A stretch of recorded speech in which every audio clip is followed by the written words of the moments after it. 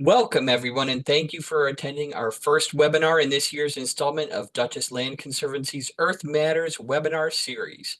We are thrilled to be back and delighted that so many of you have been able to join us tonight. My name is Doug Olant, and I am the Communications Manager with the Duchess Land Conservancy. Tonight, we're very excited to kick off this year's series with forester, digital storyteller, and best-selling and award-winning author Ethan Tapper. Before we get started, my role tonight is to go over basic logistics about this webinar. After that, our Education Director, Julie Hart, will provide a brief introduction to the Duchess Land Conservancy and tonight's presenter. First, you are muted and chat is disabled for this event to ensure that there is no interruption during the presentation. Second, the raised hand function is disabled. Please enter all questions into the Q&A box at any point during the presentation. You can access the Q&A box at the bottom center of your screen. Questions will be addressed when the presentation is done or by our team during the presentation if possible. If there are a great deal of questions, we will try to combine them based on topics. Third, closed captioning is enabled for this event. To turn this function on, please select the CC icon located on the bottom of your screen. And finally, I will hand it over to Julie Hart, our Education Director, who will tell you a bit about the Duchess Land Conservancy, this webinar series, and tonight's guest presenter. Thank you, Doug. I'm Julie Hart, an ecologist and educator here at the Duchess Land Conservancy, and I'm so glad you could all join us this evening to kick off our exciting new season of Earth Matters. I do want to mention that we're having very high winds in this area, and there's a chance that we may fall off of the webinar. It should still keep going because hopefully Ethan's power will stay on. But if the power flickers here and Doug and I disappear for a moment, we will log right back in, hopefully. Just so you know. And of course, the webinar is being recorded. So if you're the one who loses power, you can definitely watch that recording later. We'll send you that link tomorrow. Anyway, many of you are probably familiar with the DLC, but for anyone who's not, here's a quick overview. The Duchess Land Conservancy is a private nonprofit land conservation organization located in the Hudson Valley of New York State, and we're dedicated to preserving the farms and forests, wetlands and waterways, open spaces, and wildlife habitats of Dutchess County. We are an accredited land trust, and since our founding in 1985, it's our 40th anniversary this year. We have worked with hundreds of landowners and protected nearly 48,000 acres of land. We are so grateful to all of those conservation-minded folks and grateful to our sponsors, the Molly B. Schaefer Education Fund, Labella Associates, Structure Works, and Mutual of America. It's so good to be seeing you all again for what is now the 5th year of our Earth Matters webinar series. This season, we're focusing on land health and asking questions like, what do we mean when we talk about land health? And what do we mean by resilience? We'll ask you to think about your relationship with the land and consider how you can be part of its healing and restoration at a scale that works for you. I hope that these webinars will help you to connect more deeply with the landscapes around you, to read the stories that can be found in our lands and waters, to see the complex interactions of plants and wildlife, and to find a new appreciation for the diverse and resilient communities that surround and support us all. So we're so excited to be kicking off this season with Ethan Tapper as our first speaker. Ethan is a forester, author, and digital storyteller who grew up in rural Vermont, and he's a guy who spends a lot of time in the woods. Since 2012, he has worked as a consulting forester, advising landowners, municipalities, conservation organizations, foresters, and loggers on the responsible stewardship of forests. And in 2024, Ethan started his own consulting forestry business. Now, the land is alive and it tells a story. If you've been to DLC's education programs, you've probably heard me say that. I say it a lot. And in addition to Ethan's many other talents, including, and I swear I'm not making this up, being a member of a punk band called the Bubs, he is a master storyteller who gives the land a voice. On social media channels, he produces videos about natural history, ecology, and forest stewardship. He writes books and travels all over giving talks. He has his own forestry business and also tends to his own forest called Bear Island. Now, if you're like me, you're probably wondering, how does he do all of this? So I have this theory. I have this theory that Ethan lives in a special secret time zone where the days are 100 hours long. It explains a lot, right? Anyway, his first book, which recently won the New England Book Award, was published in 2024.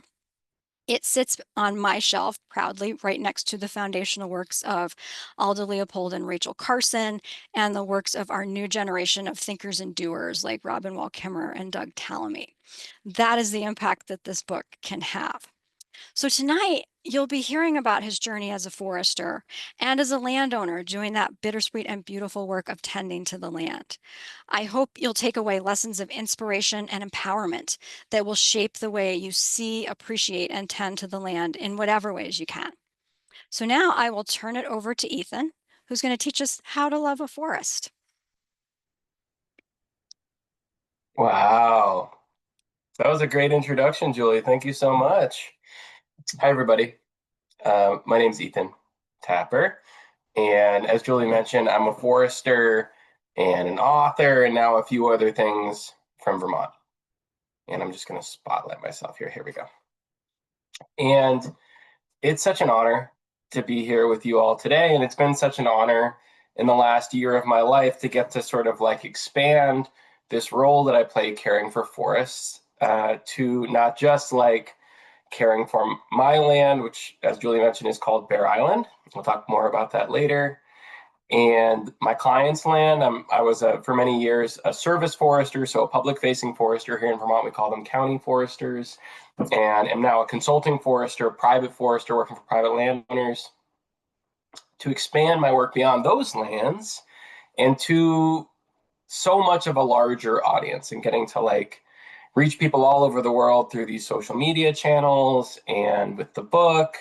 And it's just so cool.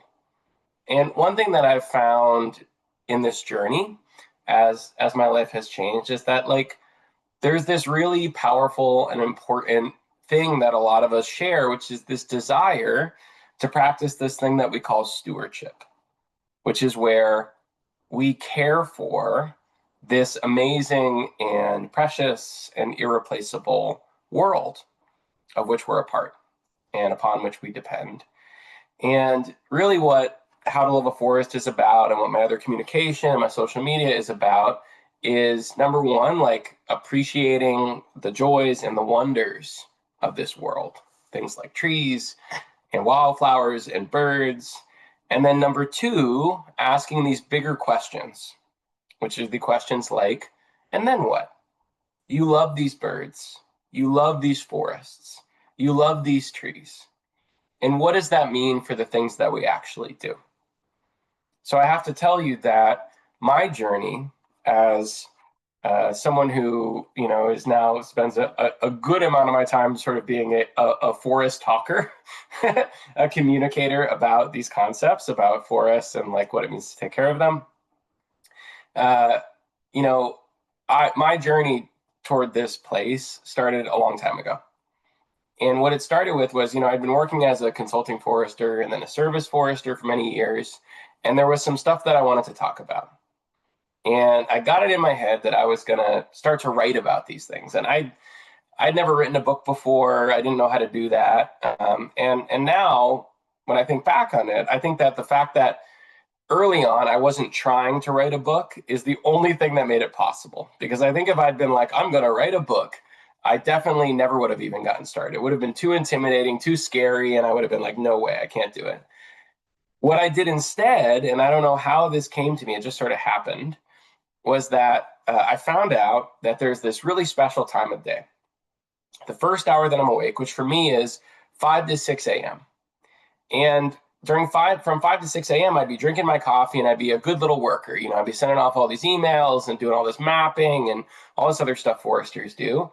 And I started to think, what if I took that time and instead of giving that to my job, I just like kept it all to myself? And so I started spending that time just writing and just thinking about these bigger ideas of like what these forests are all about and what it means to take care of them in this moment. And, you know, it just went from being this thing that I was doing to try and accomplish anything to just being this like practice. I was just there early in the morning. It was a wonderful way to start the day, drinking my coffee as the world wakes up. And it's still something that I do every single day. I do it on my birthday, when I can do anything that I want. That's how I want to start every day. And what it felt like I was doing really was every day, like doing this one completely meaningless thing, like taking a little stone and just, stepping off my back porch and just chucking it back there. This gesture that by itself is totally meaningless, totally insignificant. And then you do it again and again and again and again. And one day you look back there and you're like, that pile of stones getting pretty big. So I did this process of writing every day for an hour. And after about 6 years, I had the manuscript, the draft of a book, and found a publisher, which was its whole own, hard and debilitating process. And I was like, this thing's going to be out by the end of the week. Here we go. And the publisher said, your publication date's in 2 years. And that brought us to September of 24. Now, interestingly, in the same way that I'm like, here's this incremental process that wouldn't have been possible if I was trying to do it all at once. That was only possible by me just offering these little gestures and trying to do what I could every day. At the same time that this book was taking shape and becoming what would become How to Love a Forest, I was engaged in this parallel process, which is that in 2017, I became the owner of this forest called Bear Island. Now, Bear Island, when I got there, was not a wonderful, nice, beautiful forest. It was a forest that had real problems. And, I thought of it in those early days as a forest with every problem that a forest could have, a forest that was really a symbol for everything that was wrong with the world. And, even though I'd helped other people manage their land for many years and had this training as a forester, I didn't really know how to approach something that massive. How do I heal this ecosystem? How do I keep this ecosystem from collapsing? And what I ended up doing is not trying to heal the ecosystem, or not all at once anyway. What I did was offer what I could, what little time and energy and resources that I had at my disposal to make things a little better. And as I was seeing this book that became How to Love a Forest take shape, I was watching Bear Island change to the point where now, 8 years later, I really see it as a symbol, not of everything that's wrong with the world, but as a symbol of what's possible and a symbol of hope. And I've seen it become this amazing habitat for so many beautiful, beautiful things. And that process of stewardship is really what I wrote How to Love a Forest about.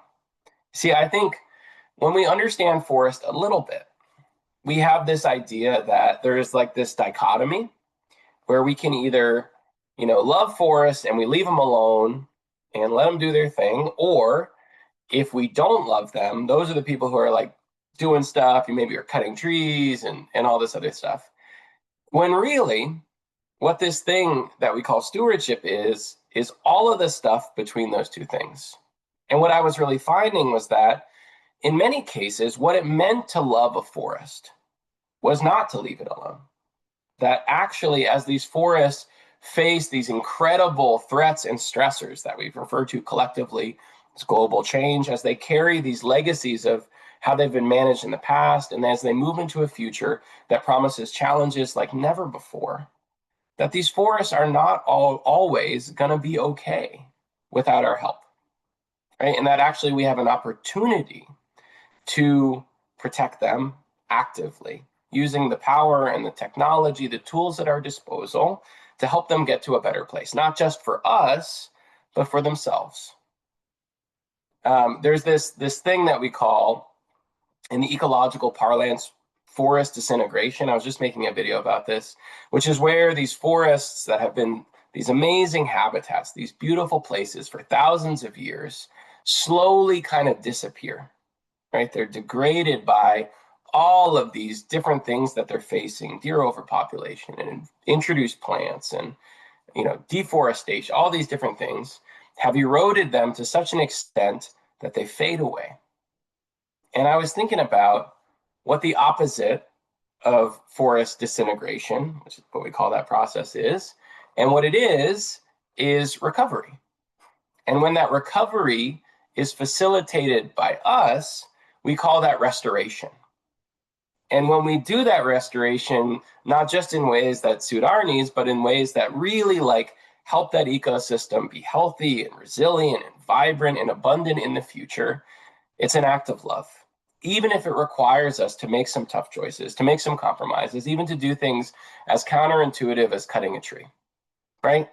And I had never heard a story told that told that story, right? About how we can actually do stuff, not just appreciate these ecosystems for what they are, not just use them in ways that degrade them, but actually do stuff in ways that can be these profound acts of compassion.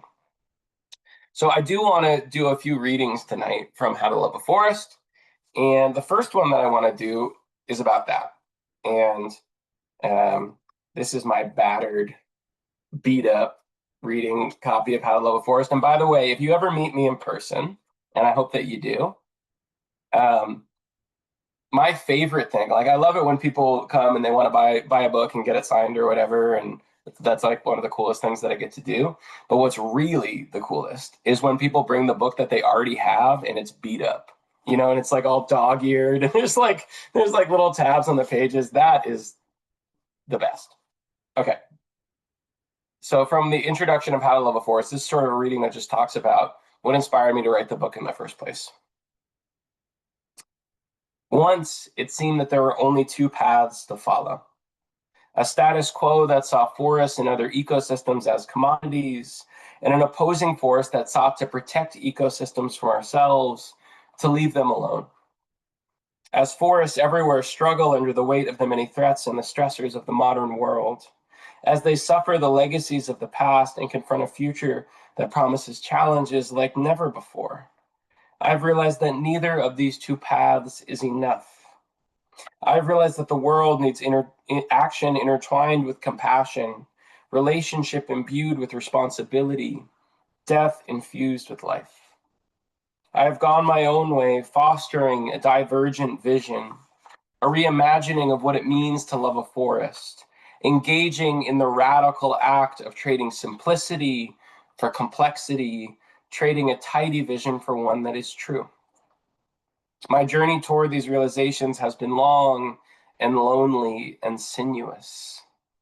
In my little house at the foot of the mountain, my bookshelf is crowded with books about trees and plants and animals, birds and bears and fungi, the relationship between people and ecosystems, and the threats both face.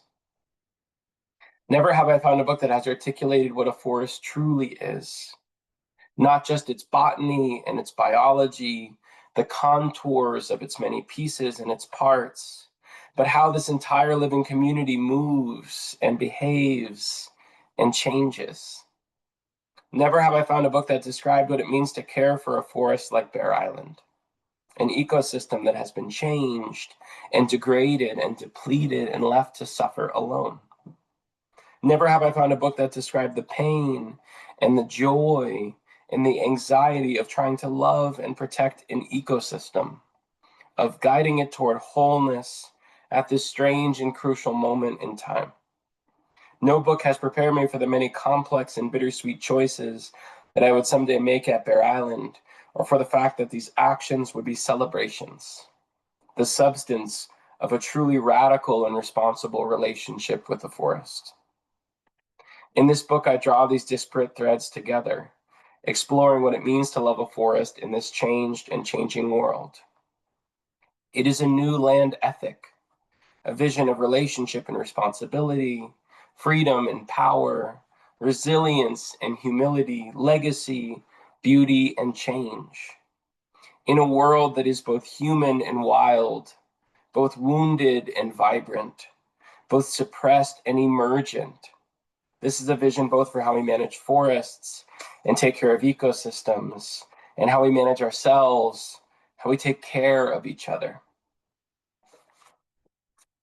I think that when I think about what we're really trying to do here in conservation, in just being humans, trying to live well in this world, the question that I keep on coming back to is not like, how do we save this thing that we call nature? Not how do we bail out this boat, but like, how do we live here, really? And I'm interested in that question and answering that question with our eyes wide open. Like, how do we understand that we inhabit like this really imperfect moment? And we inhabit this moment in which our species has needs, right? We live here, we're human beings, and we certainly want everybody to have these abundant lives where they have everything that they need, and where we have these ecosystems that we depend on and that need our help as well, and that are struggling with their own suite of, admittedly, mostly human created problems. And so the question is really not just how do we save people, not just how do we save ecosystems, but how do we like actually do all of this stuff at once, which is a much more complex question to ask, especially when you consider like how the way in which all of these things layer atop each other. And what you're going to find out in this talk, and hopefully if you check out the book and my social media and stuff, is that I think that as much as we would like to believe that things are simple and that the answers to these questions, we can just like, this is the right thing to do, period. It's not like that.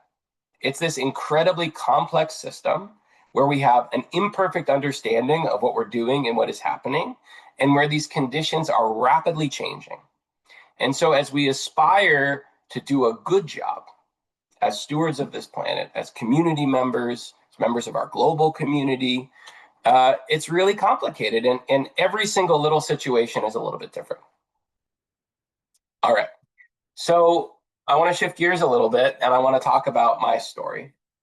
So, it's funny when I hear folks like I know have been featured here, like Dr. Doug Tallamy and others, tell their story. I feel like a lot of times some of my heroes, these nature biologists or nature writers and biologists and ecologists, when they tell their story, I feel like they're always like, this is always what I wanted to do.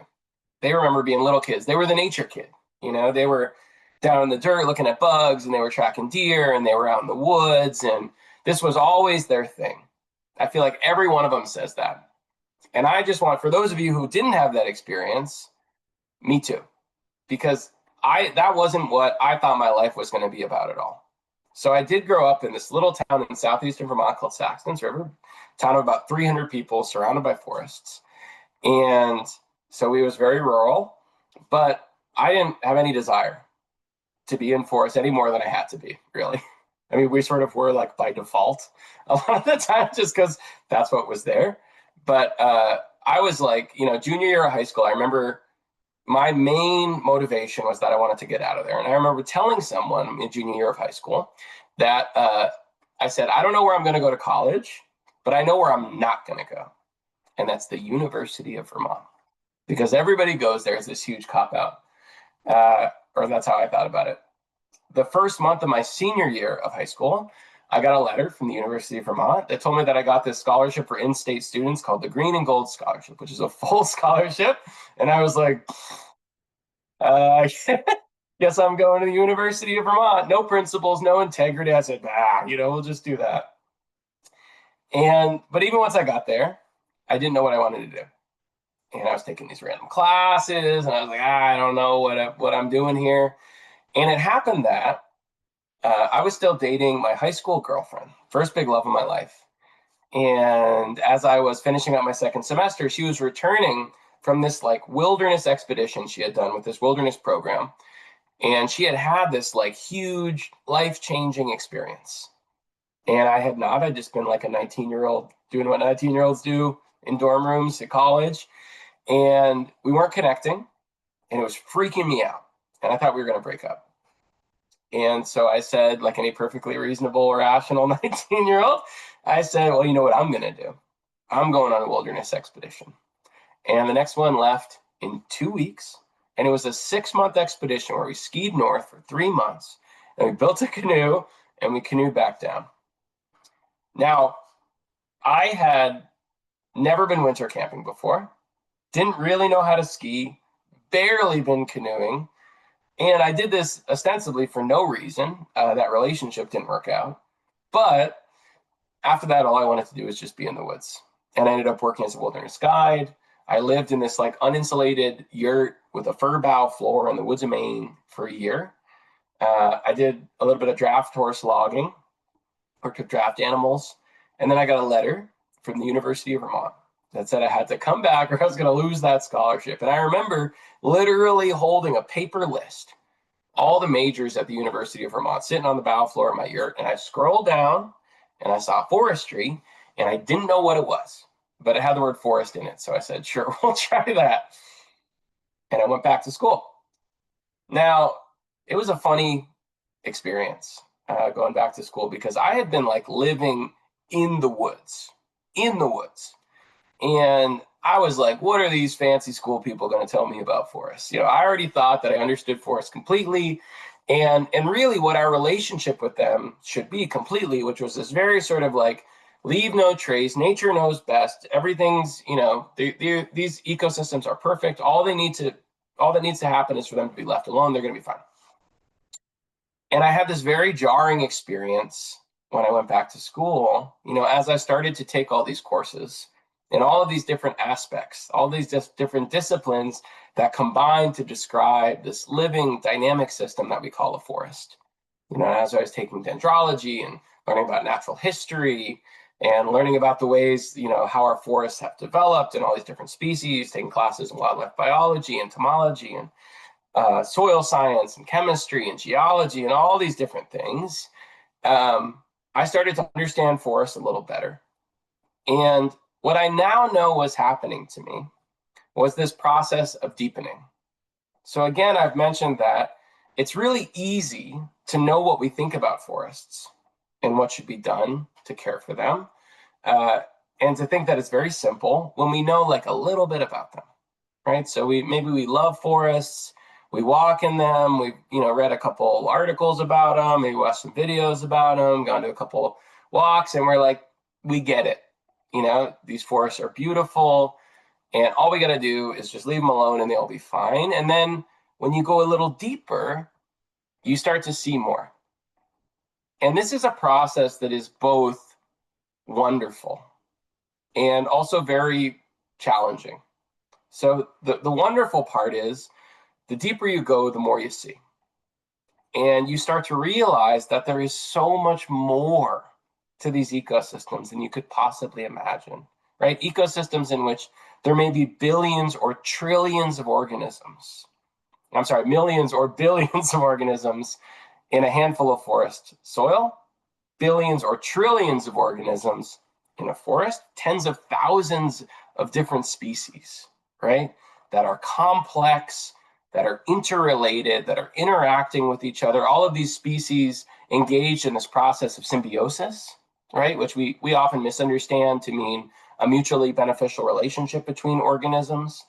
Symbiosis is actually just these really close evolutionary relationships that organisms share, which include mutualism, which is that mutually beneficial relationship, but also parasitism, which is a relationship between organisms where one organism benefits and the other is harmed. And I know we all think that, mutualism, these mutually beneficial relationships are the best and that parasitism is bad, but actually like a third of the organisms on Earth are parasites. And it's just another way to be. Another form is commensalism, where one organism benefits and the other is unaffected. Competition, predation, all of these forms of symbiosis, these complex relationships that these organisms share and how they've been layered atop this living world, this landscape for thousands of years, right? It's amazing. And as you learn about all these things and the trees and the plants and the birds and all this stuff, you also have to learn what you're really seeing with the forest that we have today, which is that these forests are, yes, precious, and yes, irreplaceable and beautiful and amazing, profound, right? And they are also not perfect and pristine and utopian places, that they're actually dealing with this incredible volume of threats and stressors. So I mentioned this term before, and it's one that I think we should familiarize ourselves with. This is a term that's used like in the research a lot, we refer to it as global change. So global change is a term that is meant to describe the sum total of all of the threats and the stressors that ecosystems face in this moment. It is inclusive of climate change, which is, of course, front of mind for many of us, but also all of this other stuff. It's climate change, it's these introduced invasive plants, animals, tree pests, and pathogens. It's deer overpopulation, it's forest fragmentation, it's deforestation, it's pollution, it's the loss of all of these species that used to live here, the introduction of all these new species, it's the legacies of the way that our forests have been managed in the past. And it's all of those things, not individually, but all happening to our forests at the same time, right? And then all moving into this future that promises more of all of that stuff. So when you start to see that, suddenly you have this jarring experience of walking through the forest and realizing that this forest that, maybe before you learned this stuff, maybe before you took that course in natural history a month ago, you were like, it's just beautiful and I just love it. It's the best and it's great just as it is. You start to realize that that forest is really struggling, that these ecosystems are really deeply wounded and deeply imperiled. So I want to do another reading from the book, which just sort of gets to this process of deepening. This is also the reading where I reveal myself to be a birder. And by the way, if you're not a birder, what are you waiting for? Your life, the world awaits you. One of the great wonders of this world, the birds. And I'll say more about that in a second. But for this first chapter of the book, I actually talk about being in Bear Island and pruning the trees in my orchard and sort of juxtaposing this orchard, this orderly, tidy, managed system with the much more wild forest around it.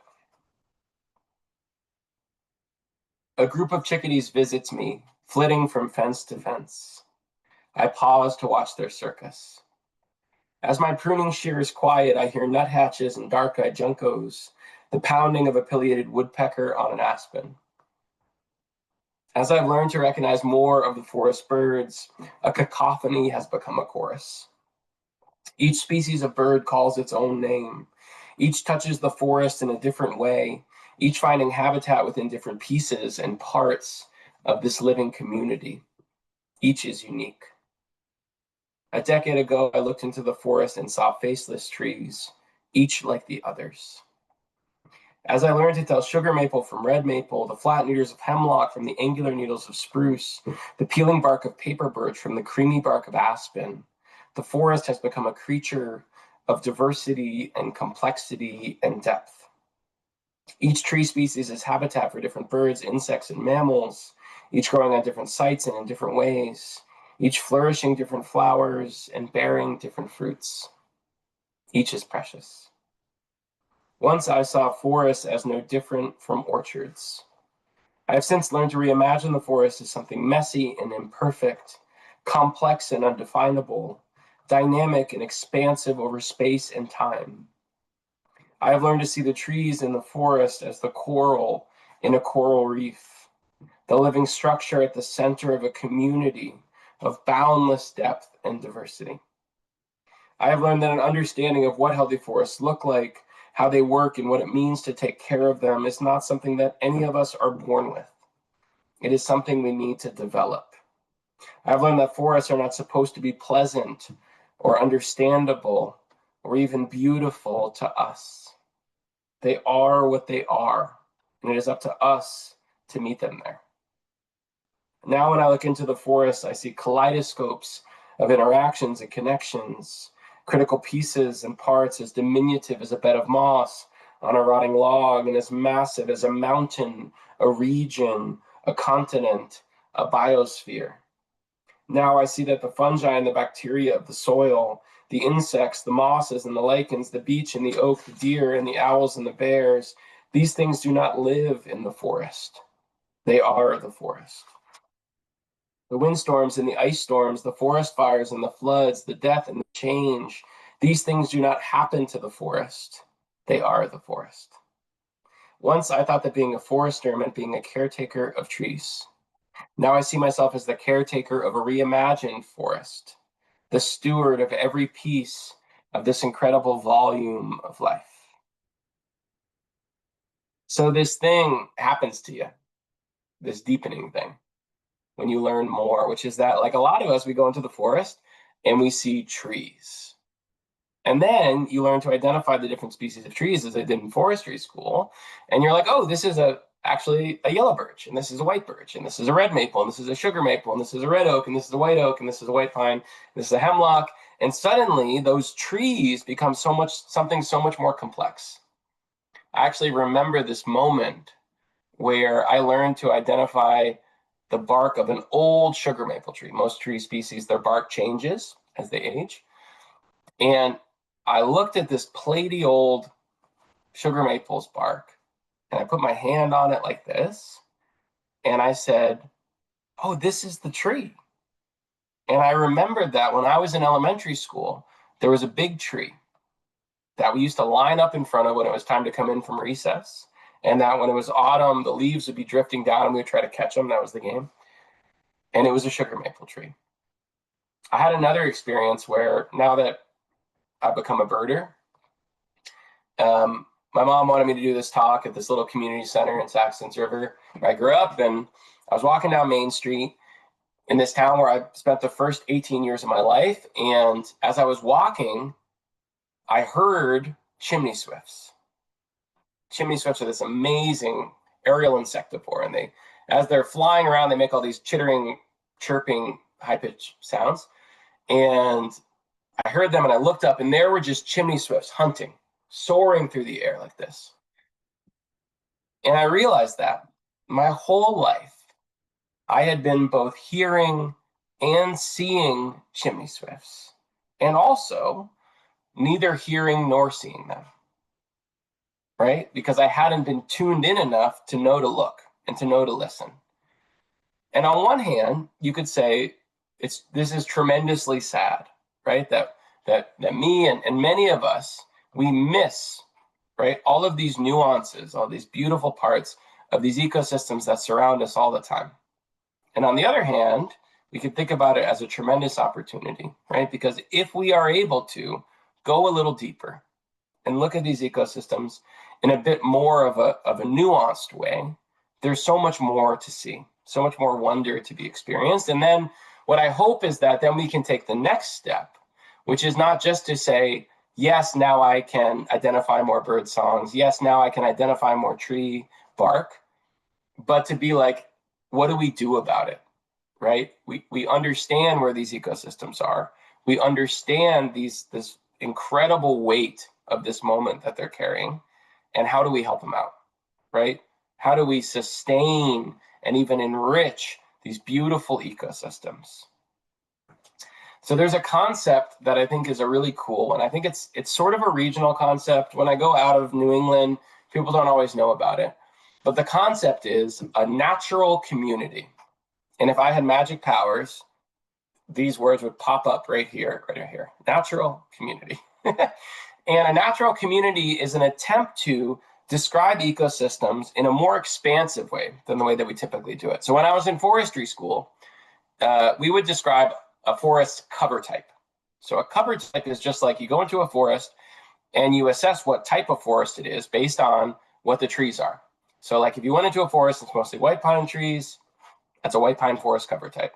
You go into a forest, mostly hemlock trees, hemlock forest cover type. If it's hemlocks and hardwood trees mixed together, hemlock hardwood cover type, right? Very simple. The problem with this is it really speaks to a misunderstanding that I and many of us, even in forestry, and also like many of us people have about forests, which is that we think about them like solely in terms of these trees, these big plants that are like the living structure. I mentioned in this earlier reading that I think forests are like coral reefs.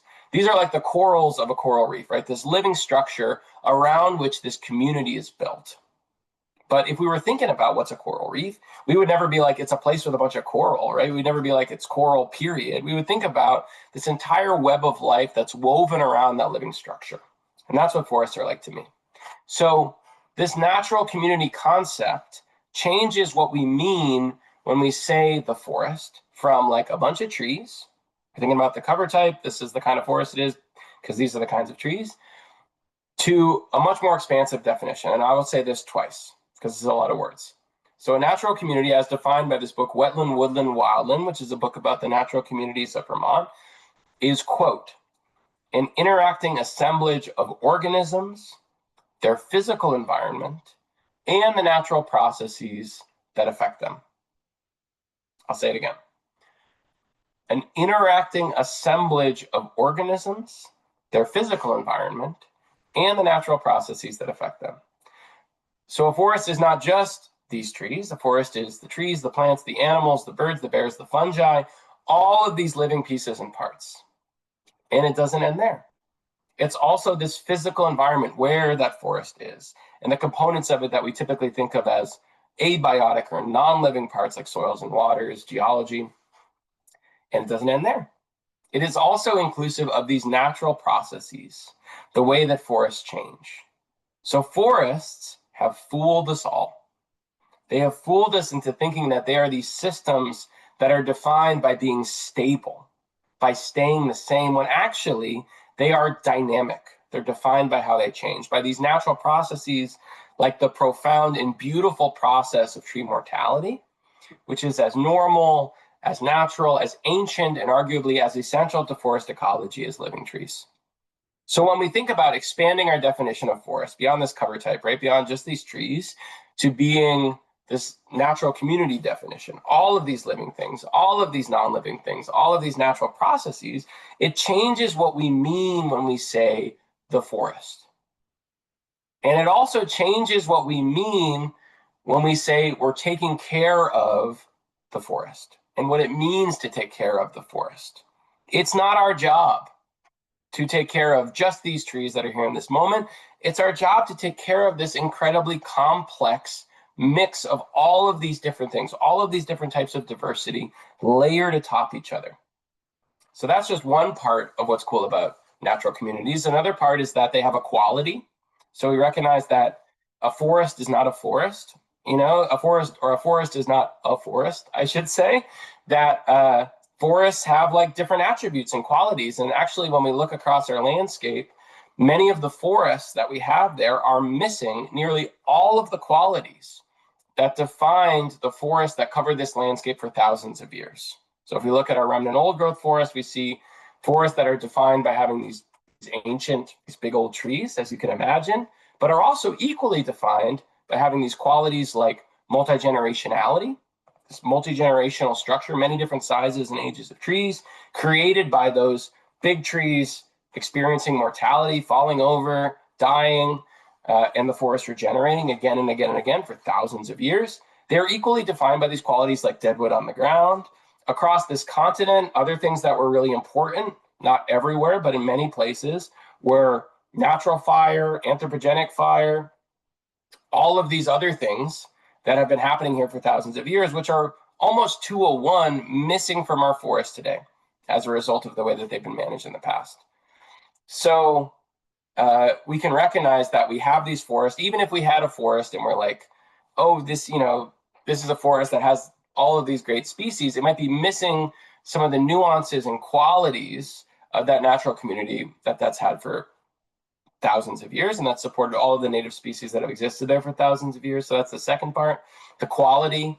And the third part of what's amazing about this natural community definition is that it aspires to look at forests in a way that is expansive, not just inclusive of more different pieces and parts, but which also attempts to describe forests as they have been for thousands of years and as they would be in the future, all other things aside.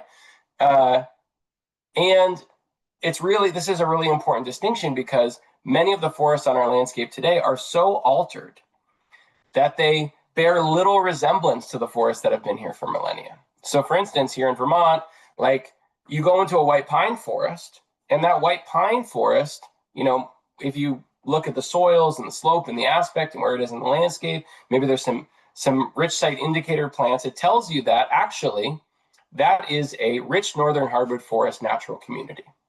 right? So that's a forest that is dominated by sometimes 75 to 90% sugar maple, as well as white ash and American basswood, and maybe some butternut. In the understory, there should be all these spring ephemeral wildflowers and maidenhair fern and blue cohosh and seersucker sedge, these rich site indicator understory plants. And that's what it's been for thousands of years, providing these completely unique habitats and supporting these totally unique natural processes. In the 1800s, as almost every forest across our landscape was, that forest was cleared for agriculture and other things. And now what we have is this forest that was only allowed to revert from agricultural land to forested land like within the last 100 years, as almost all of the forests across our landscape were. And so we have a forest of all of these white pine trees. White pine is a species that's an opportunist and a generalist, good at growing in these old fields. And so it did really well on a landscape in which all of these, the recovery from this old fields is this theme that almost all of our forests share. And so we might be walking through this forest, and if we were going to say, what's its cover type, we would say it's a white pine forest. But if we were going to say, what's its natural community type, we would say it's a rich northern hardwood forest, even if none of those tree species, none of those plants are there. And so, a way that I like to think about this is that if this concept of a cover type is a forest's face, a natural community is its soul. It's what it really is. And the interesting thing about that is it speaks to what I try to do and to advocate for with my stewardship, which is that it's about caring for forests in whatever way they can require, in whatever way they require of us. In some cases, that may require us to do a lot. In some cases, it may require us to do very little. But it's not about just all of the joys and the wonders that we derive from these ecosystems and all the vital things that we derive from these ecosystems that clean our air and clean our water and regulate our climate and provide habitat for all of our pollinators and all of these other things. It's also about helping these forests be themselves and about deepening our understanding of them and then realizing what a profound responsibility we have toward them. And it's not about what we, in many cases, the work that we do to restore ecosystems can be about, it can involve cutting trees, it can involve controlling these introduced plant species, killing them, it can involve killing deer to lower these incredibly profoundly problematic deer overpopulations that we have. And none of that is about killing or taking away anything. It's about what we're creating, right? It's about what we're building and how we help these incredibly vital natural communities that we're now thinking of in this more expansive way, both in terms of what they are and what it means to care for them, and even thinking about them, their role in this moment, in this time period, and in the world of the future in a different way, right? And it's an incredibly beautiful thing, even if it requires us to make some hard decisions, right? Like to cut some beautiful trees. So with the time that I've left here, I want to talk to you about an example of this with my forest that I call Bear Island. So when I first heard about Bear Island, I should say, it was this listing on this realtor's website. And I'd been working on other people's land, and I had this idea that I wanted to have this piece of land of my own to care for. And I looked at it, and it said 175 acres for sale, and it didn't say anything about the land at all. All it had was this picture of this beautiful mountain that's called Camel's Hump, that the indigenous people here have called the sitting place mountain for thousands of years. And it just had this view. The view of Camel's Hump is like a currency around here. It's like everybody wants it. And so it just had this view of Camel's Hump as if to say, like, build your mansion right here and you can look at Camel's Hump and don't worry about that 175 acres out back. It won't bother you, I looked at the price and I was like, geez, pretty cheap. I wonder what's wrong with it. And I went to go take a look. So my first impression of actually arriving on this land was that the access road to get onto it hadn't been properly stabilized. And it was washed out. There was a ravine cutting right down the center of the road, and I had to straddle it with the wheels of my truck. Rolled up on a log landing, that clearing that picture of Camel's Hump had been taken from, and it was covered in trash. Bags of household trash, buckets and tires and hydraulic hoses and cables and busted pieces of equipment half buried in the ground. And this network of these skid trails, forestry roads, with these 3-foot deep skidder ruts, just bleeding murky water down the mountain. It was not a very good way to start. And yet I was like, I'm here, I'll go take a walk. And so I started to walk up the main skid trail, and it was incredibly steep, and I was getting covered in sweat, getting covered in ticks. And as I was walking, something was bothering me. I couldn't put my finger on what it was. And as I was walking, I was like, what is it? What's bothering me? What's wrong?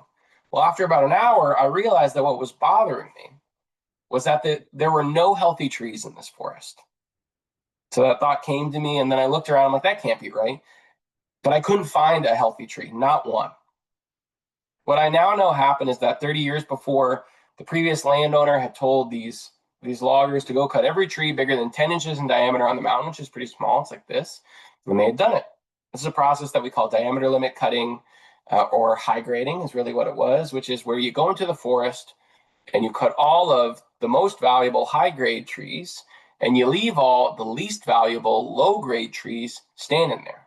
And it is the opposite of what any responsible landowner or logger or forester or whatever do. You're basically managing the forest to be less healthy.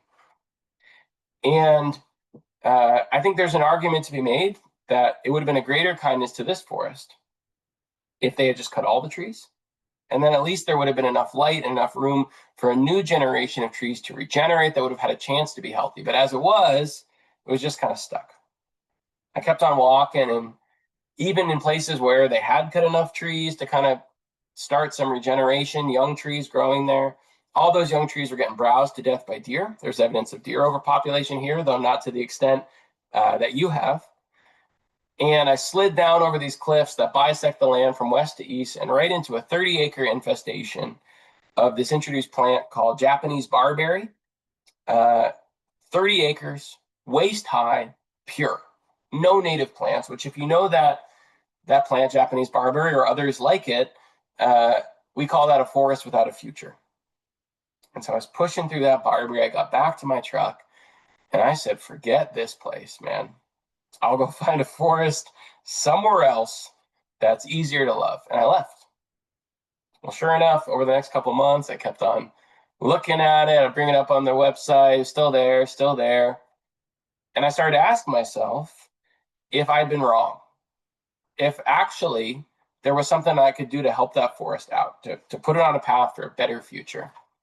And a couple months later, I convinced myself to go back. And when I went back, it was summer. And I started to find all this cool stuff. I found these plants that I love: sweet fern, low bush blueberry, and pink corydalis, red columbine, maple leaf viburnum. I found that there was actually some healthy trees there after all. They were just so hidden behind these masses of unhealthy trees that I hadn't seen them. And I found that there were all these rock outcrops covered in reindeer moss with these sweeping views of the Winooski River Valley.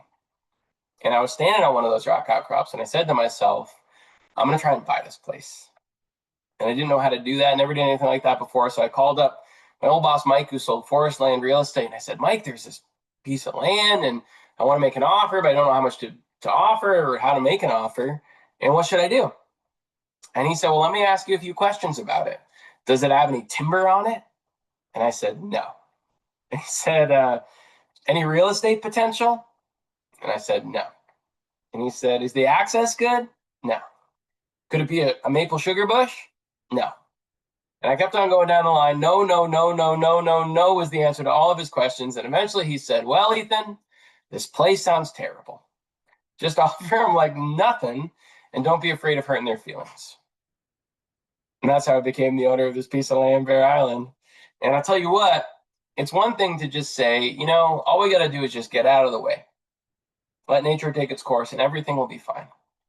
And it's quite another thing when you're standing on that log landing, surrounded by trash, in a forest with no healthy trees, deer overpopulation, and dozens of acres of introduced plant species, forest without a future, right? And a climate crisis and a biodiversity crisis and a mass extinction, and you're watching thousands of years of soil roll down the mountain through those skidder ruts. In a forest, by the way, that is no one's responsibility but yours. And I had to ask myself if it would be a greater kindness to this place to do nothing, hope for the best, or to do everything in my power to help make it healthy again. Now, I think that We don't always realize it, but we are all of us standing on that log landing right now in this world that is deeply wounded and deeply imperiled and also deeply in need of our help. And we have a choice. We can throw up our hands, we can hope for the best, or we can try to make it better. And so in the case of this land, Bear Island, I chose to take action. Now, in this effort to care for Bear Island, I have realized that I have two superpowers. Superpower number one, ADHD, which used in the right way can be extremely powerful. Superpower number two is that I am not a purist. And so I could ask myself, really, what tools do we have to solve these problems? And I wish that I could tell you that all you got to do is just fill your pockets with wildflower seeds and just go like this, scattering across the mountain. Wouldn't that be beautiful? And it wasn't like that. What I really had to do was cut thousands of trees, find every healthy remaining tree and release it from competition with the less healthy trees in places with literally no healthy trees, cut all the trees and create these pockets of regeneration. Had to teach myself how to run an excavator and restore those eroding forest roads and trails and build new, more resilient trails. Teach myself to be a deer hunter and kill dozens of deer in an effort to lower the population of deer to a more sustainable level.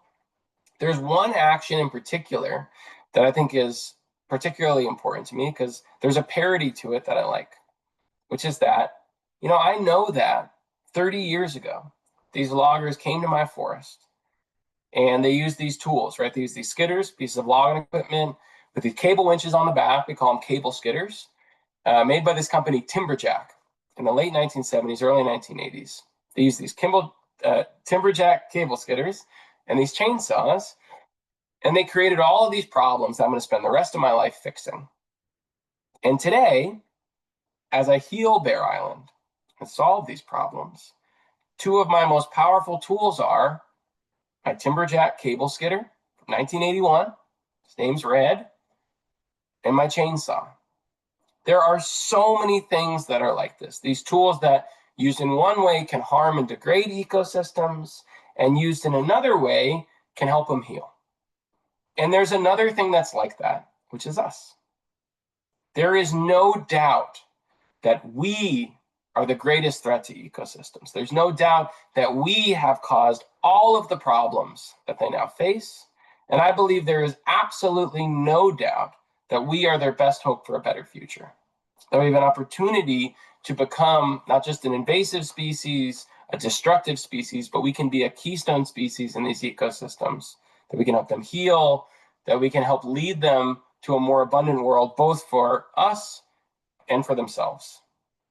So I normally do a longer reading at the end, but just in the interest of time, I'd love to get to your questions. And so if you have them, cute questions that come up, pop them in the chat while you're thinking about it. And I would love to do one last reading here and then to get into the Q&A. So thanks for hanging out with me during this time.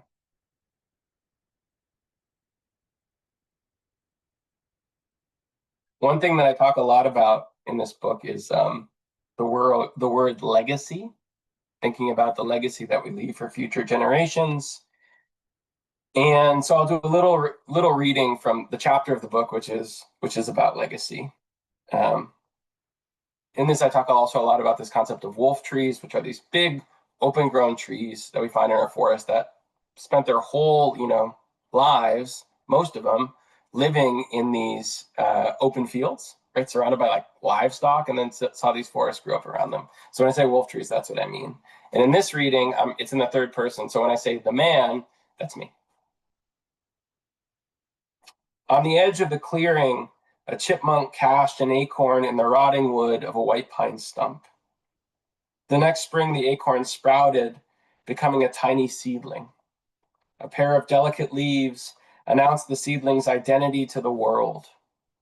Red oak, the acorn tree.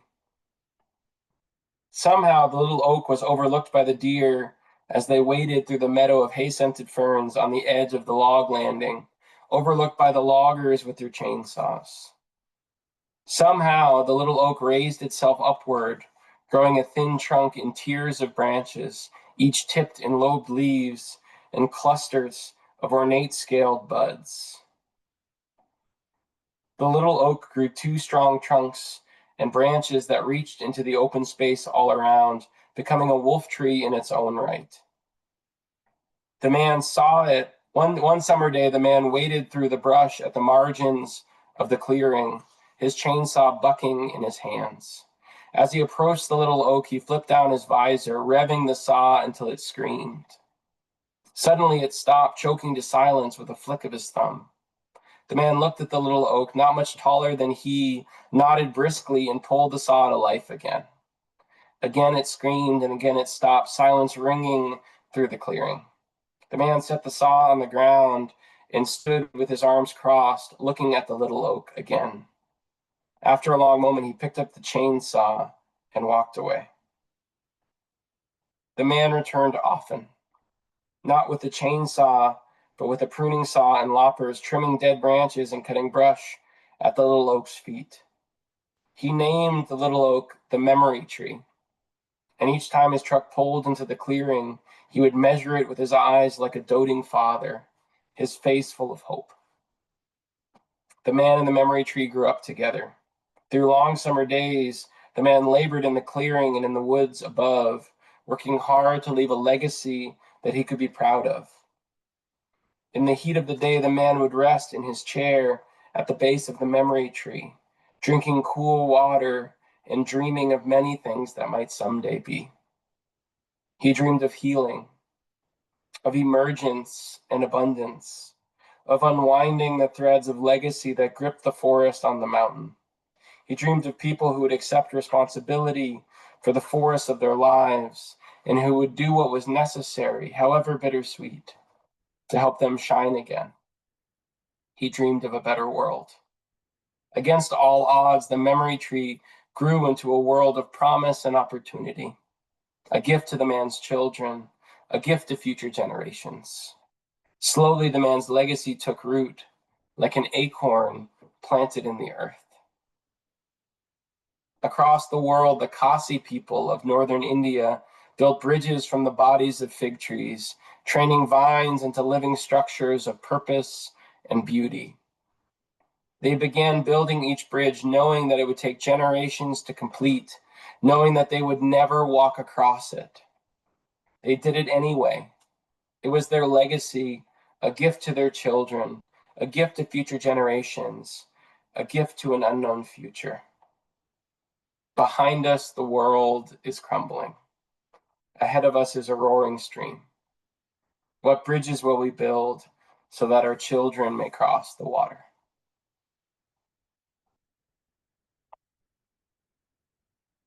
Thank you all. And now, I would be so pleased to answer some of your questions. Wow. Thank you, Ethan. I feel like we are all sitting under that tree together right now. So before we get into Q&A, I just want to remind everybody that we'll be sending a follow-up email that has a list of resources as well as a link to Ethan's website and a list of publications and his book list and a link to the recording of this webinar so you can watch it again if you want, because I think you're going to want to. So please keep adding your questions into the Q&A. It looks like we've got a few in there already. But before we launch into that, I wanted to let you know that registration is now open for our next webinar. That's on Wednesday, December 3rd. And our speaker will be Dr. Dave Strayer, a retired freshwater ecologist from the Cary Institute of Ecosystem Studies, our neighbors right down the road. Dave is the author of Beyond the Sea, The Hidden Life in Lakes, Streams, and Wetlands, and he'll be speaking about what he refers to as the other blue planet, which is our freshwater resources in all their shapes and forms. So we hope to see you there, and of course I'll include the link to that registration in the follow-up email as well. So let's start diving into the questions. We've got some great ones in here. The first one is just a simple question about the acreage on Bear Island, which I think you answered already, 175 acres. But I Yes. wonder if you can talk a little bit more about the forest composition and the topography of it. That's something that I always start with when I'm doing a site visit with a landowner, and starting with what's the shape of the land, and then look at what's living there. Can you talk a little bit more about the communities that are at Bear Yeah, I Island? think one of the old time ways of describing Bear Island is that it looks like an egg carton. Um, so it's like this. I mean, one of the there's just it's honestly funny how many ways that Bear Island challenges me. So like it's incredibly steep and rocky, austere in that way. Thin soil. It the access is bad. It was ostensibly when I bought it, ostensibly landlocked because there was only that one road with that was totally washed out that I had to fix, and then no access to the whole southern 80 acres of the property, which were divided by these cliffs. That I ended up. It turned out my neighbor had her lawn was on the land, and so I traded her an acre for a right of way, which was its whole own process. Here in Vermont, where I live, there's a very big difference in the aspect of a slope. I think this is true elsewhere, but here I just feel like it's so pronounced. So this is a south-facing slope, and a lot of the areas here, you could be walking up the north-facing slope, and you would have all of these species of trees and plants that we find on these rich soils, soils that have more basic pH, higher pH, more access to water, that are, they like more calcium and magnesium, richer soils. And so here that would be that like that rich northern hardwood forest, sugar maple, white ash, basswood. And then you would crest the hill and you would go down the other side to the south facing slope. And you have all of the species that like, or that are competitive on these poor soils, soils that are more acidic, less available nutrients, less water. And here that would be American beech, northern red oak, little red spruce, maybe some hemlock. Um, in the case of here, like white pine, red maple.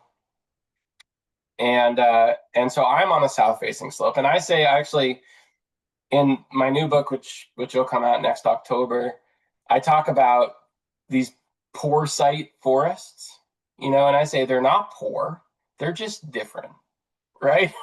They're, granted, uh, objectively, like it is harder to grow in places like this.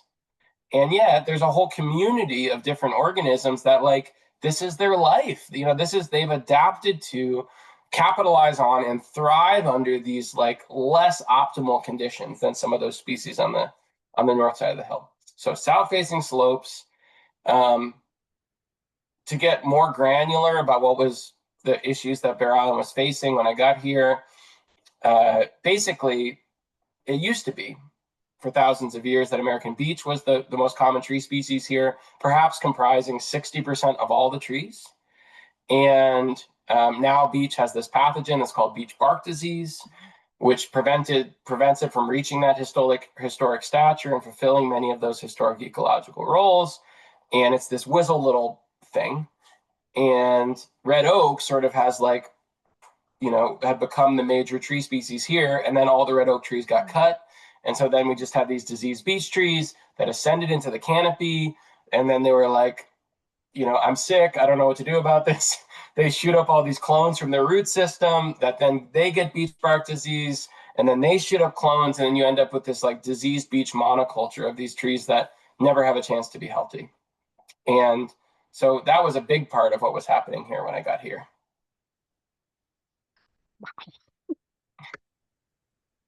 Sounds like a lot to deal with. Yeah, well, this is, what's a funny thing is that now because part of the story now is that like Bear Island is amazing. And I walk it with these colleagues, people who know forests, and they're like, wow, this is a healthy, diverse, beautiful looking forest. And I'm like, well, I'm glad that you say that, because if you'd walked here with me 7, 8 years ago, you'd have said the most messed up forest you'd ever seen. Right. And And then people are like, well, do you have any before and after pictures? And I say no, because it never occurred when you're facing this like volume of stuff, it never occurred to me to just take a picture of a forest of 30 acres of barberry, right? I was like, yeah, but like I'm gonna like do something about it, but it's not gonna be this dramatic thing. And then it turns out it is this dramatic thing, but uh, now I'm doing a better job taking pictures of it to be able to like show how much has changed over time, because it was just so much all at once. Well, speaking of the barberry, our next question asks, how do you remove barberry? The skitter? Nope. Um, so I got good news and I got bad news, people. The good news is that compared to a lot of these other problems that ecosystems face, these tree pests and pathogens that have removed or are removing numerous important tree species from our forests or have functionally removed them, such as in the case of that, beech bark disease preventing beech from being healthy, stuff like deer overpopulation, which is really difficult to get our hands around. Controlling invasive plants is easy. It actually is. It's compared to all that stuff, it is not hard. But we have to go on this whole journey to do it. And the fact is, and I'm sorry to tell you this, but like on the landscape level, it is not possible to control these invasive plants without using herbicide. And it's an interesting thing because like many of us who are the people who like we love ecosystems, we love forests, we recognize the importance of controlling these introduced plant species that are such an existential threat to the health of these ecosystems and their ability to do everything that they do. We are also the same people who don't like herbicide, right?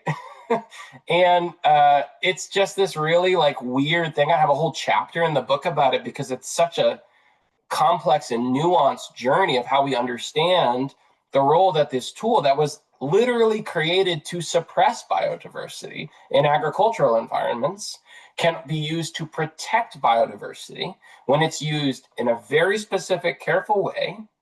And it's used, the right ones are used, and it's something that can be done. So one of the interesting things about when I became a part of this conservation community now 15 years ago, very idealistic and, never someone who would ever do something like spray herbicide in a forest. That's crazy. Uh, that I realized that actually most of our conservation community and basically everyone who's really controlling these plants at scale is using herbicide. But the optics of it are so bad and it's such a nuanced story that we need to tell that we're not talking about it. And I think that when we do that, we do you all a disservice, because if we've made this complex decision and arrived at this place, this is something that we should be open about. We should be celebrating it, right?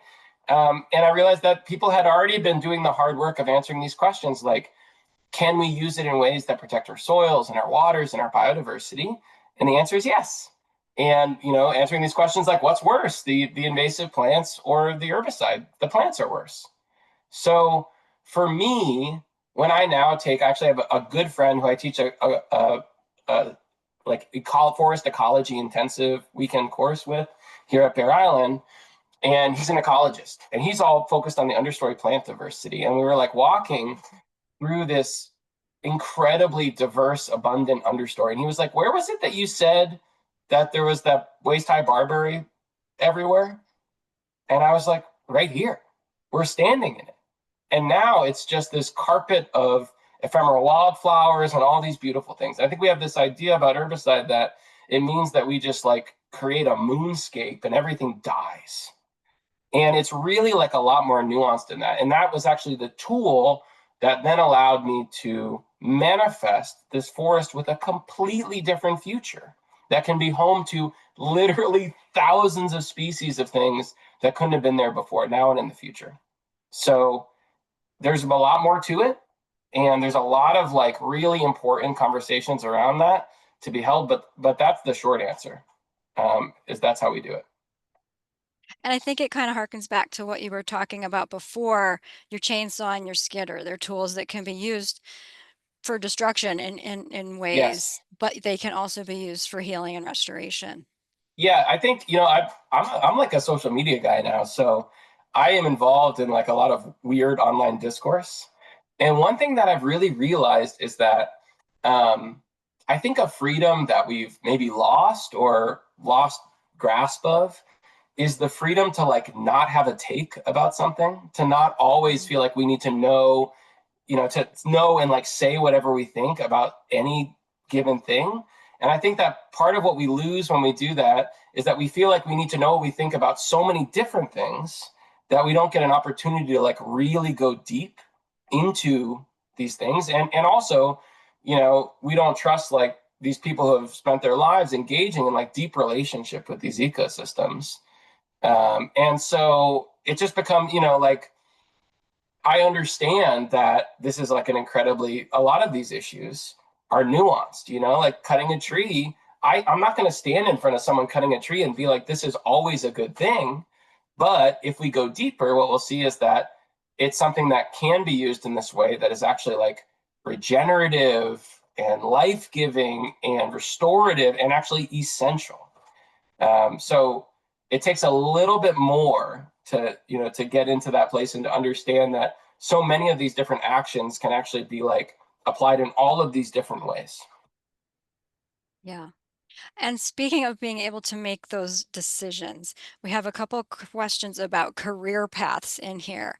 So one is from the parent of a young ecologist, asking, are there career paths besides forester that you'd recommend for kiddos that are in love with forests? And another question, similarly from someone who graduated from UVM with a BS in computer Hey. science and only wants to do some work in land stewardship now, thinking about Mm. becoming a wilderness guide, which sounds cheaper than going back to school. So, any guidance for the budding young ecologist and for the recent graduate who kind of wants to go into Mm. wilderness guiding? I mean, so I don't know that I don't know, all of these worlds are really different. There's certainly like a number of different things that you can do. A lot of folks work for in the nonprofit world, and there's some amazing conservation nonprofits. One I work with here in Vermont a lot is the Vermont Land Trust, uh, and there are many others, nature conservancy organizations like that, and a lot of them also work for state agencies and federal agencies. And that is a track that we see for not just foresters, but also ecologists, wildlife biologists, and other folks that are in sort of like the natural sciences. I mean, and I don't really know how all of these different things work, but I would just say if I could just relate my experience, which was I didn't mean to do this on purpose. Like basically everything that I've ever done. But I realized in retrospect that it was a good plan, which was that I was not like super picky and dogmatic about the opportunities that I was given in the early days of my career. So, like my first forestry job, I was working for actually like a pretty industrial forestry company that was doing forestry in a way that I did not like. But what that experience allowed me to do was to then build up all this field experience that then I could apply toward the jobs that I actually wanted later. So what I tell forestry students now is like, um, in the early days of your career, just like get the experience and the opportunities that you can get, and then think about how you're going to get yourself to the place that you want to be. And I think that we can do that by in the later stages of our career, really thinking about that critically. And in the early stages of my career, now it's just like such a cool, all these cool experiences that I had that like feed and inform my practice today. And, all of these other work experiences that I've had in so many different ways. So that's my non-specific answer to that question. Okay, our next question is from someone who has land with forests that are struggling, and they don't have your education and experience, but they're willing to do the work. How would you advise them? This is what foresters are for. So one thing that is really weird is that I think a lot of people don't know this, that 80% of the land in the eastern United States is privately owned. 80%. And we know that, right? Like those lands, those are the lands that are like cleaning all of our air and all of our water and providing habitat for all of our wildlife and protecting our biodiversity, regulating our climate. 80% of those are privately owned. And to be a landowner, you don't have to have a degree or professional experience. You don't have to pass a test. You don't even have to like forests, right? You just get to like, you can just do it. And so what foresters do is they are the expert that helps these private landowners figure out how to like channel, understand the forest that they have, and then channel like what their objectives are and their values are through like what they actually do. And so I would say no matter where you are, you probably have access to a service forester, which is a public forester that can provide free advice to you, service to you. I don't know what they're called in New York. In Vermont, they're called county foresters. In Maine, they're called district foresters. In Massachusetts, they're called, I think, service foresters. But that's a resource that's available to you. And then consulting foresters are foresters that actually work for you. And one, word to the wise, if you're thinking about hiring a consulting forester to like help you under how to point you in the right direction, because you have the capacity, you want to do the work, and you just need to know what to do. Not every consulting forester is the same. So I think that sometimes people know that they need a forester and they just do what we would do if we were going to like call an electrician or something, where we'd like call a few different ones, maybe get a couple recommendations from our neighbors, and we assume that they're basically the same, and be like, this is the good price, this person's available, we'll just hire them. Hiring a forester is not like that. My former boss, Dave Paganelli, who's the Orange County Forester here in Vermont, says that it's more like hiring an artist to paint your portrait. 100 of them would do it in 100 different ways. And so my recommendation to you would be to hire a forester that, have a conversation with them and make sure that your values align. There is in Vermont and New York a program called for Audubon endorsed foresters who specifically have like bird focus at heart. And I would say that in general, if a forester cares about birds, they're probably all right. And another way that you can filter it is there's a professional organization that I belong to that shares many of these values, ecologically focused forestry, that is called the Forest Stewards Guild. And they actually have a foresters directory. And so if there's like a lot of foresters and you're like, I don't even know how to call, try filtering it, try checking out the foresters that are there in the Forest Stewards Guild or in the Audubon endorsed forester directory and seeing if there are any in your area. And then see if you can have a phone conversation with them and see if it seems like a good fit. And then have them point you toward the things that they want to do. And I promise you that having a landowner who is interested and wants to do the work themselves is what all of us dream about. Like it is the done well, that is the best quality work in the woods that can possibly be done, because you can really be there with that forest in an ongoing way doing this stuff, and they will be thrilled to help you out. And I can add to that, I'm not sure where this person is, but here in New York, we also have the Cornell Master Forest Donor Program, which is a network of volunteers trained through the Cornell program that are local. They're all different regions, and I can send that out as one of the resource links. It's a great resource. I've met a couple of people who have been through that program, and they were great. And our State Department of Environmental Conservation also has a list of consulting foresters. Yes. And I think the thing to remember, like Ethan said, is you kind of have to interview them. You kind of have to get to know them a little bit and make sure their values are aligning with yours, and that the work that they're proposing is something that fits with your model. Remember, you're the one who is the owner of the land and the long-term steward of it. And there's a lot that goes into that decision. One thing that people always ask me is they're always like, what do you do if there's a landowner who like only cares about money or something like that? And I've like never met that landowner. Maybe I will someday. But the prevailing sentiment in literally walking in the woods with thousands of landowners that I found is that they say, I want to do a good job. They understand that this forest is important, and and they just want to do a good job. And so then it's your job as a forester who you spend more time in forests, you see them in a different way, to be like, this is what a good job means in this context, right? And that will be, the answer to that question will be different in different contexts. But one of the cool things is just like knowing that that's how most people feel about it, and then we just sort of get to interpret. Mm-hmm. Yes, and I've had so many of those conversations too with landowners, and the overwhelming majority is people want to do the right thing. It's just the systems are very complex and there's multiple options, and there's never an easy answer because it's never just one thing that you're dealing with.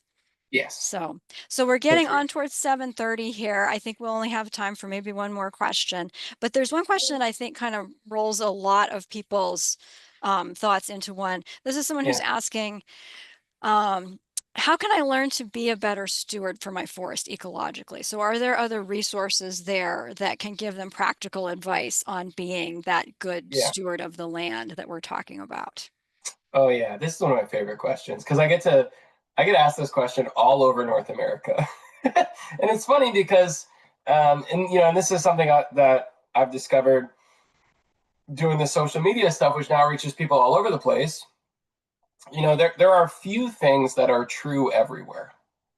You know, and so you're like, this tree species it does this, and then someone in a different part of the country is like, no, it doesn't. It does you know, this over here, and both of those things can be true, right? Um, so you know, forestry is local and ecology is local. Mhm. And when I was a, you know, especially a service forester working for the state, or part of this sort of public and nonprofit conservation community, and we would like create these resources and these do these walks and videos and all this different stuff, trainings. And our big thing that we always wondered about is like, how do we get the people to show up at our stuff, to show up to our walks, to consume our resources, to do our, you know, all this different stuff. And that was hard. It was hard to get people just to show up, and debilitating at times, you know. And so when people ask me that question, what I tell them is, you're in luck, because your conservation community has been waiting to hear from you, right?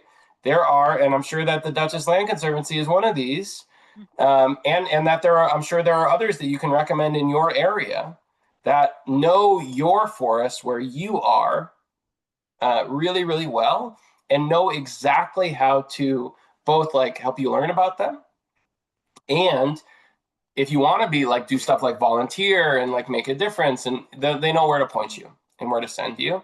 And so what I would say is, um, sign up for their email lists, follow them on social media if they have social media, get involved with them, go to their events, check out their resources, um, and they're the best ones that can tell you how to do that. That is a great idea. So I've been jotting all of this down. I now have a large list of links that I'll include in the follow-up email, including our own DLC website resource page. And just to note that last year's webinar series did focus on trees and forests. And so we have all of those recorded webinars also that you can check out for more information. Also, the Land Trust Alliance has a website that allows you to find a land trust in your area. So if you're in Dutchess County, you know, please check out the DLC and our partners, other organizations like Winnicke and Scenic Hudson right in the area. But in other places, there's land trusts all over the place. And so this website will help you to find something local that you can, you know, check out their website, start signing up for their events. There is a lot out there. And I know here in the Hudson Valley, and I think throughout the Northeast, we're very fortunate to be in an area where there are so many great conservation organizations doing such amazing work. And there's just such a powerful network.